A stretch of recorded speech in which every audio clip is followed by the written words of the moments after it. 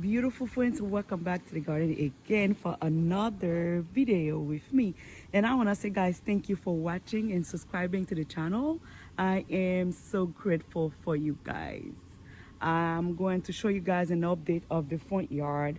Like you guys know, last time the grass wasn't good, but now the grass is the way I always want it, which is I'm happy. And then not basically, guys, all those flowers you see on the front, I make them from little cuttings. I take a cuttings from another plant and I make them right here, all of it. Even the one from the back, all of those one, guys, I make those things.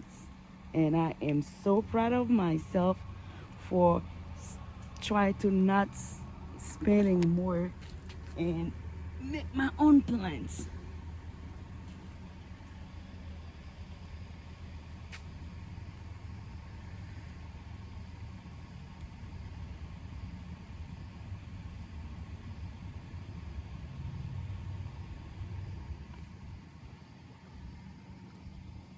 I don't want to work on the grass, guys, because I got some baby grass coming in. But yeah,